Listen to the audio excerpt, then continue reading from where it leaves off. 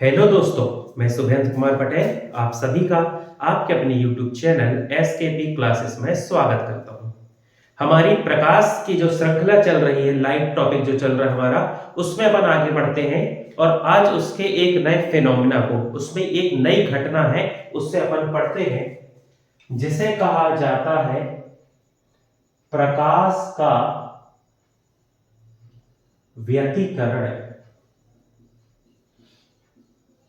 या इसे अपन कहते हैं इंटरफेरेंस ऑफ लाइट। देखो, सबसे पहली बात तो याद रखना, जिस प्रकार अपन पिछली वीडियो में देखे थे ना, डिफ्रैक्शन या विवर्तन। विवर्तन जो है ये तरंग का गुण होता है, वेव का, लेकिन कुछ स्थानों पर प्रकाश लाइट में भी ये गुण अपन को देखने को मिलता है। वैसे ही यदि अपन बात करते हैं डिफ्रैक्शन या व्यतिकरण की, तो ये जो व्यतिकरण है ये भी मुख्य रूप से गुण होता है वेव या तरंग का, लेकिन कुछ स्थान पर प्रकाश भी इसके जो इसकी तरह व्यवहार करता है या इसके कुछ लक्षण दिखाता है। हर जगह नहीं, कुछ जगह, वो अपन एप्लीकेशन में समझेंगे, लेकिन आप डेली लाइफ में उनको देखते हो, ये भी है, इसलिए पढ़ना जरूरी है। तो अपन पहले समझते हैं व्यतिकरण, इंटरफेरेंस। व्यतिकरण का कॉन्सेप्ट समझ लो, आधी कहानी वहीं पर खत्म हो जाएगी।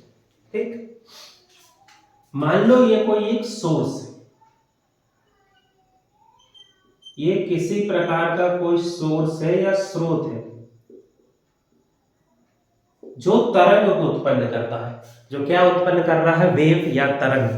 अपन ने पढ़ा था कि तरंग भी, प्रकाश जो है एक प्रकार का क्या होता है? तरंग है। द्वैती प्रवृत्ति जो अपन देखे थे, ड्यूअल नेचर ऑफ लाइट, उसमें पढ़ चुके हैं। तो तरंग के माध्यम से अपन व्यतिकरण को समझते हैं, क्योंकि मेजर ये जो है ये किसमें पाया जाता है? वेव या तरंग में। मान लो ये एक स्रोत है और ये जो स्रोत है ये अलग अलग प्रकार की तरंग को उत्पन्न करता है। ठीक, अब मान लो इसने एक तरंग को उत्पन्न किया जो कुछ इस प्रकार है। ठीक, ये इसका क्या हो गया? एम्पलीट्यूड, या इसे अपन कहते हैं आयाम। ए, स्मॉल ए से रिप्रेजेंट करते हैं। स्मॉल ए से यहां पर क्या मतलब होता है? एम्पलीट्यूड, या इसे अपन कहते हैं आयाम। ठीक, आयाम, आवृत्ति, तरंग दैर्घ्य, आवर्त काल, ये सब तरंग में अपन डिटेल में पढ़ेंगे। डेफिनेशन, फॉर्मूला और उसके एसआई यूनिट सब कुछ है ना, अब से तब नॉर्मल समझते चलो। ये एक तरंग है, ये इसका एम्पलीट्यूड या आयाम है, और उसी स्रोत ने एक दूसरे प्रकार की तरंग उत्पन्न की है जिसकी आवृत्ति या फ्रीक्वेंसी, या जिसका एम्पलीट्यूड, आयाम, ये लगभग पुरानी तरंग के जैसी है। जैसे ए नंबर की वेव की एम्पलीट्यूड आयाम था, वैसे ही एम्पलीट्यूड या आयाम है बी नंबर की तरंग का, लगभग वैसा है। अब क्या होगा? जैसे ही ये दोनों तरंग किसी स्थान पर जाकर टकराती है, तो जब ये तरंग किसी स्थान पर टकराएंगी तो क्या होगा? ये दोनों जो एम्पलीट्यूड है ये एक दूसरे के साथ जुड़ जाएंगे, और ये जो वेव, जो फाइनल वेव निकल के आएगी, रिजल्टेंट जो रहेगी, उसका एम्पलीट्यूड या आयाम जो है ये बढ़ा हुआ होगा। इसमें ये दोनों एम्पलीट्यूड ए और सेकंड वेव का ए, ये दोनों एम्पलीट्यूड यहां पर जुड़ गए, इसीलिए इसका एम्पलीट्यूड या आयाम क्या हो गया? बढ़ गया। ठीक, एक कंडीशन, इसको समझ लो। फिर परिभाषा या डेफिनेशन तो बहुत सिंपल है, बस ये कॉन्सेप्ट समझ लो। तो ये दोनों इस टाइप की जब तरंग किसी जगह पर जाकर टकराती हैं, अध्यारोपित होती हैं, तो दोनों की फ्रीक्वेंसी, दोनों के एम्पलीट्यूड लगभग बराबर है, तो ये मिलके क्या हो जाएंगी? बढ़ जाएंगी। ठीक, अब मान लो एक तरंग इस प्रकार की है और एक यहां से एक दूसरी वेव या दूसरी तरंग उत्पन्न होती है, जनरेट हो रही है।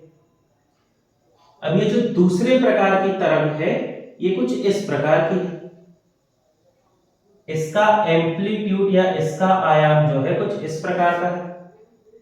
ये हो गया इसका एम्पलीट्यूड, ये यहां पर एम्पलीट्यूड। अब जो पहली वाली तरंग है इसके बिल्कुल ऑपोजिट बिल्कुल विपरीत हो रही है इसकी उत्पत्ति। अब क्या होगा, ये दोनों तरंग जब किसी स्थान पे जाके अध्यारोपित होंगी, टकराएंगी, तो इनका मामला क्या होगा, ये जो ऊपर की तरफ एम्पलीट्यूड है और नीचे की तरफ एम्पलीट्यूड है, ये एक दूसरे को क्या कर देगा, कैंसिल आउट कर देगा। जितनी वेव ऊपर गई है उतनी ही दूसरी वेव नीचे गई है, तो वो कैंसिल आउट हो जाएगा। फिर यहाँ जितनी नीचे गई है उतनी ऊपर गई है, तो यहाँ पर क्या होगा, एक स्थिति ऐसी आएगी कि हमें एक सीधी सीधी लाइन मिल जाएगी। यहां पर जो एम्पलीट्यूड है या जो फ्रीक्वेंसी है, आवृत्ति है, एन से रिप्रेजेंट करते हैं इसको, फ्रीक्वेंसी, आवृत्ति या एम्पलीट्यूड, ये यहां पर क्या हो जाएंगे, जीरो हो जाएंगे। दोनों कंडीशन अलग अलग है। इसके पहले कंडीशन में अपन ने क्या देखा था, एम्पलीट्यूड बढ़ गया, आयाम बढ़ गया, लेकिन अभी अपन क्या देख रहे हैं, इसका एम्पलीट्यूड या आयाम घट गया और जीरो हो गया। ये घटना होती है किस पे, तरंग पे। अब इससे संबंधित समझना कहानी, ठीक, यहां से व्यतिकरण को समझना, ठीक। जब दो समान आवृत्ति की तरंगें एक साथ जाकर किसी माध्यम में अध्यारोपित होती हैं, तो अध्यारोपित होने के बाद उनकी तीव्रता या तो बढ़ जाती है, उनकी इंटेंसिटी, उनकी तीव्रता या तो बढ़ जाती है या उनकी तीव्रता कम हो जाती है। इस स्थिति को कहा जाता है व्यतिकरण।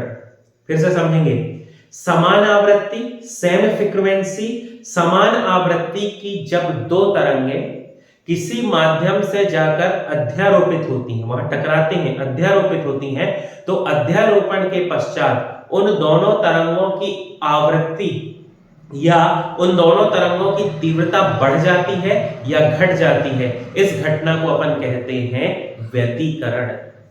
अब व्यतिकरण जो है वो दो प्रकार का होता है।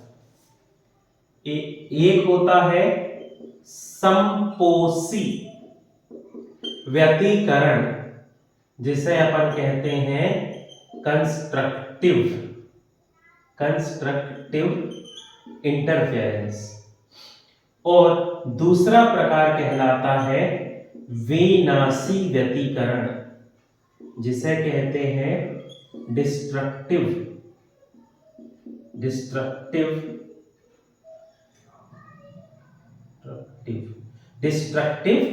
इंटरफेरेंस। अब बहुत कुछ तो नाम से ही समझ गए होंगे। संपोषी व्यतिकरण का क्या मतलब होता है, कंस्ट्रक्टिव का मतलब होता है कि जब ध्वनि तरंगें टकराए और उनकी इंटेंसिटी या अपन क्या कहेंगे, इनकी तीव्रता बढ़ जाए, इंक्रीज हो जाए, तो वो होता है पॉजिटिव। उसको अपन कहते हैं संपोषी व्यतिकरण, ठीक, कंस्ट्रक्टिव इंटरफेरेंस। जब दो तरंगें टकराएं और टकराने के बाद उनकी इंटेंसिटी, ठीक, या जिसे अपन कहेंगे उनकी इंटेंसिटी, तीव्रता कम हो जाए, तीव्रता उनकी क्या हो जाए, कम हो जाए, तो इस स्थिति में जो इंटरफेरेंस होगा, जो व्यतिकरण होगा, उसे अपन कहते हैं विनाशी व्यतिकरण, ठीक। हालांकि आप इसको यदि अपन तरंग से देखें ना, तो तरंग से आप बहुत आसानी से समझ जाएंगे, है ना। जैसे तरंग से आप कैसे समझ सकते हैं, मान लो आप दो बॉक्स लेना, एक सा गाना चलाना दोनों में एक साउंड पे, दोनों बॉक्स को आमने सामने रख देना, बिल्कुल सामने रख देना। अब क्या होगा, दोनों म्यूजिक बॉक्स में जब आप गाना चालू करोगे, है ना, स्पीकर जिसको अपन कहेंगे, स्पीकर को बिल्कुल आमने सामने रख देना, और जैसे ही आप उन दोनों स्पीकर में एक साथ गाना चालू करोगे, तब गाना तो एक साथ चालू कर रहे हो आप, एक ही गाना है, एक साथ चालू कर रहे हो, मतलब वहां से जो गाना आएगा उसकी फ्रीक्वेंसी जो है वो एक सी होगी। अब जब ये दोनों फ्रीक्वेंसी टकराएंगी तो क्या होगा, कभी आपको ऐसा लगेगा जैसे एक स्पीकर ज्यादा तेज बज रहा है, कभी आपको लगेगा कि दूसरा स्पीकर ज्यादा तेज बज रहा है, या कभी आपको ऐसा लगने लगेगा कि एक स्पीकर बंद हो गया है, सिर्फ दूसरा स्पीकर चल रहा है, ठीक है। आपको ऐसा लगने लगेगा कि एक स्पीकर काम ही नहीं कर रहा है, सिर्फ एक चल रहा है। तो ये इसी कारण होगा, दोनों में एक सा गाना चल रहा है, दोनों की फ्रीक्वेंसी एक सी है, वो समान आवृत्ति या सेम फ्रीक्वेंसी की तरंग टकरा रही हैं, यदि दोनों मिलके जुड़ गई, कंस्ट्रक्टिव हो गई, तो हल्ला बहुत ज्यादा, शोर बहुत ज्यादा होगा।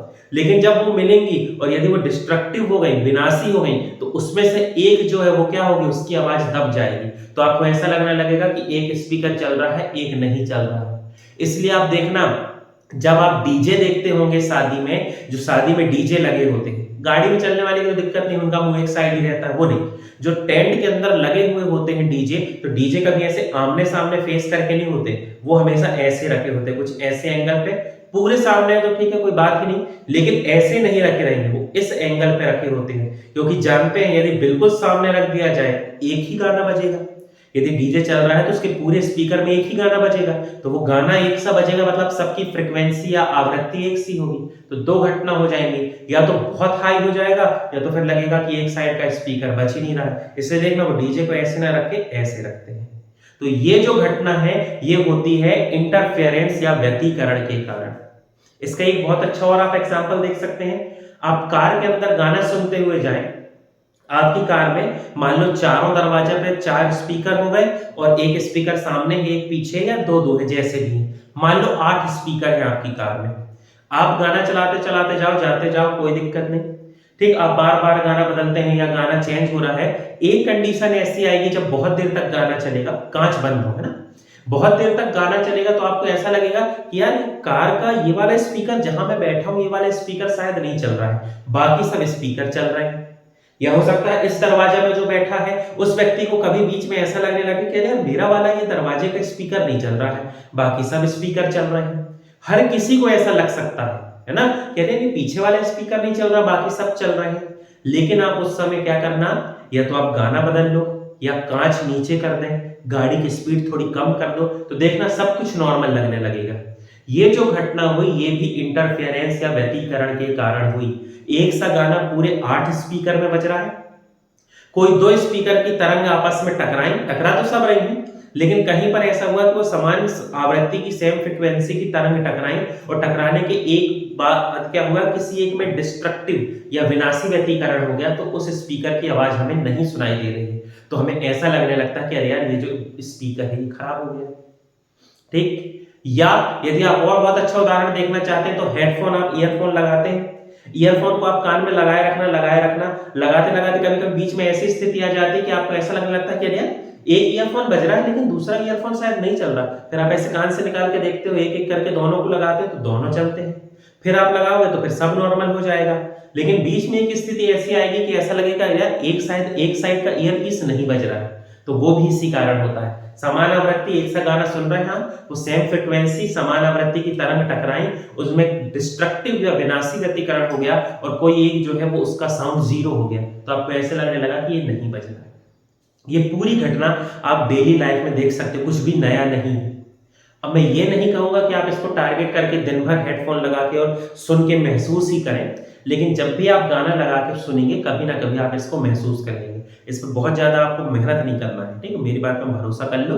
ऐसा नहीं कि दिन भर स्पीकर लगाए हो साबित करने के लिए कि ये सही है कि नहीं, ठीक। चलिए, तो ये जो ये जो घटना होती है, इसी घटना को अपन कहते हैं इंटरफेरेंस, या इसे अपन कहते हैं प्रकाश का व्यतिकरण। ये जो घटना है ये कहलाती है व्यतिकरण, इंटरफेरेंस। अब चूंकि प्रकाश को भी माना जाता है कि प्रकाश एक प्रकार की तरंग या वेव है, तो प्रकाश भी या नेचर दिखाता, वहां पर जब ये घटना होती है तो उसे अपन क्या कहते हैं, प्रकाश का व्यतिकरण। जैसे मान लो एक प्रकार की ये विजिबल लाइट,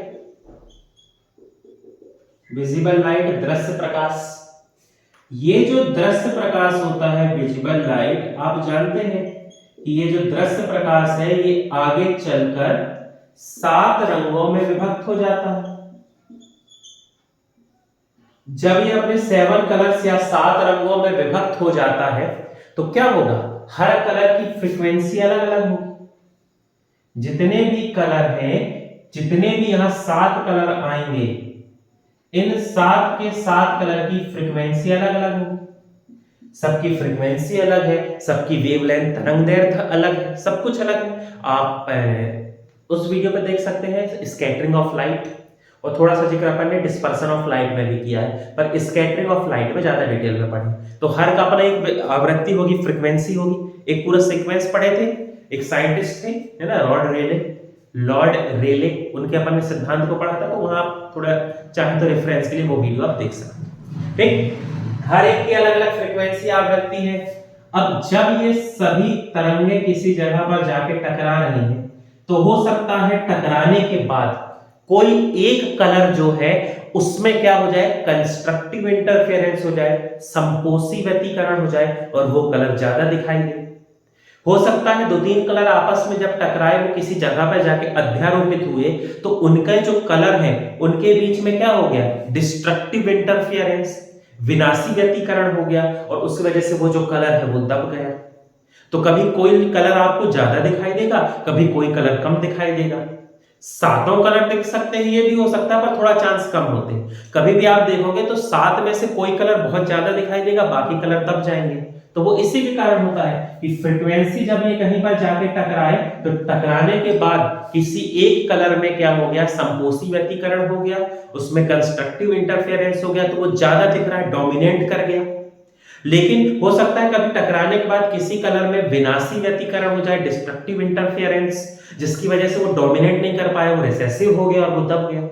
तो इस आधार पे हम डेली लाइफ में भी कहीं कहीं पर देख सकते हैं कि प्रकाश किस प्रकार से इंटरफेरेंस या व्यतिकरण करता है। ठीक, बहुत सिंपल। अब भी मैं यदि आपको इसके एप्लीकेशन अनुप्रयोग बता दूं ना, तो आप कहोगे अरे इतना सिंपल एप्लीकेशन अनुप्रयोग, रोज इसे हम देख रहे हैं, लेकिन इसके पीछे की कहानी हमें नहीं मालूम थी। बहुत सिंपल है, एप्लीकेशन देख लो, मजा आ जाएगा।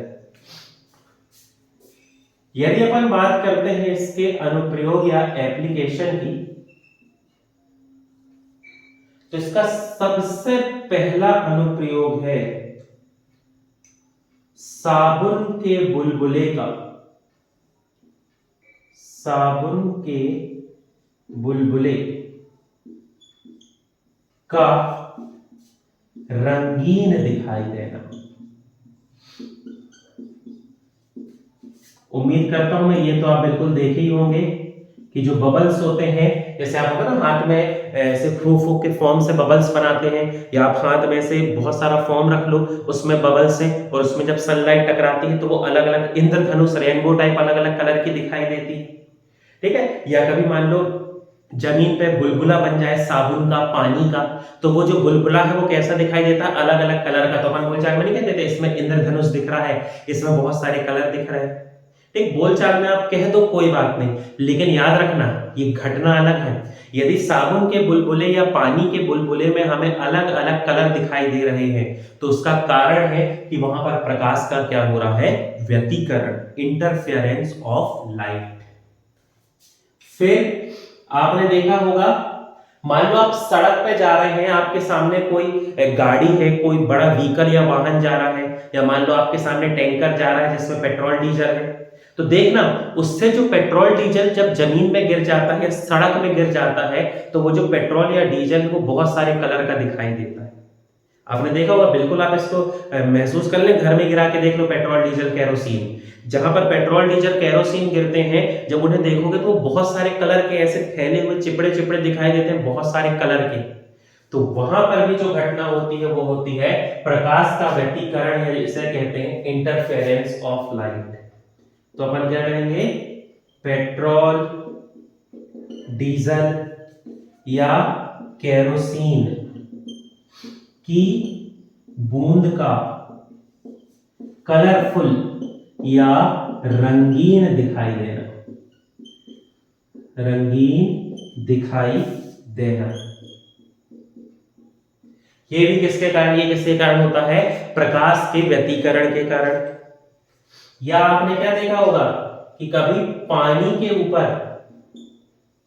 पानी पर यदि तेल की बूंद गिर जाए, तो वो जो तेल की बूंद है, पानी पर तेल की बूंद रंगीन दिखाई देती है।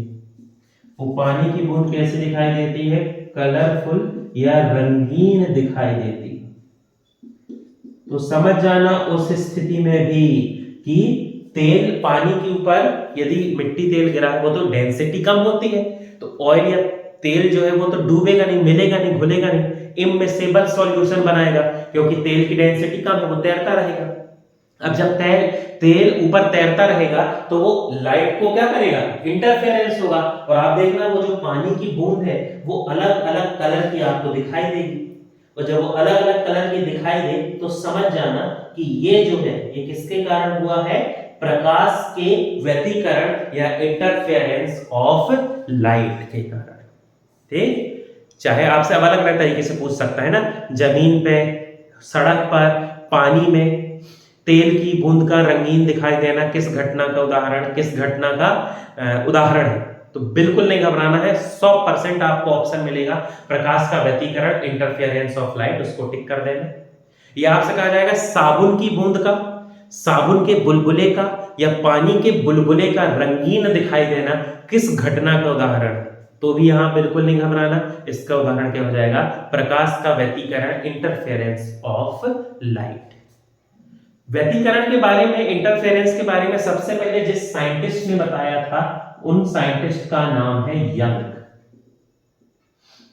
युवा थे है ना, सब कुछ बता डाले भाई, यंग। हालांकि अपन तरंग या वेव में इसको सब विस्तार से पढ़ेंगे, लेकिन फिर भी बात निकली है तो याद रहे आपको, जिस साइंटिस्ट ने प्रकाश के व्यतिकरण के बारे में बताया है उनका नाम है यंग। ठीक, तो आप मॉक टेस्ट लगा के देख लें प्रकाश से संबंधित। यदि आप थोड़ा अच्छा मॉक टेस्ट लगाते हैं, अच्छे ऐप में आपने लिया है या थोड़ी अच्छी किताबें यदि आप पढ़ रहे हैं, तो उस मॉक टेस्ट में जब हाई स्टैंडर्ड पे जाओगे, रेलवे वाले खासतौर पे NTPC group D, NTPC railway वाले जो है आप जाओगे तो देखना आपको क्या देखने को मिलेगा, पेपर में जो क्वेश्चन है उनका लेवल थोड़ा सा हाई है, और जब लेवल हाई है तो समझ जाना आप कि वहां पर इस प्रकार के क्वेश्चन देखने को मिलेंगे। तो ये अब ऐसा तो है नहीं कि इसको ड्राइव करना है, डेरिवेशन निकालना है, ऐसा कुछ नहीं, बस बेसिक आपको थोड़ी परिभाषा बन जाए, डेफिनेशन बन जाए, उसके एप्लीकेशन बन जाए, थोड़ा सा एक दो उदाहरण पता रहे एग्जाम्पल, इतने आपको पेपर में आना, तो वो सब अपन ने जिक्र कर लिया। और बाकी इंटरफेरेंस से रिलेटेड और चीजें हैं तो वो जब वेव पढ़ेंगे तो समझ में आएगा, क्योंकि जब अपन वेव पढ़ेंगे तभी एम्पलीट्यूड है ना, उसके बाद वेवलेंथ, टाइम इंटरवल, ये सब अपन फ्रीक्वेंसी वगैरह पढ़ेंगे, है ना। लेकिन प्रकाश के हिसाब से इतना व्यतिकरण, इंटरफेरेंस बहुत है। आप मॉक टेस्ट लगा कर देखें, यदि आपको कोई समस्या लगती, कोई परेशानी, तो आप कमेंट बॉक्स में पूछ सकते हैं। हमारे चैनल से संबंधित जानकारी के लिए हमारे चैनल से जुड़े रहें। बहुत बहुत धन्यवाद।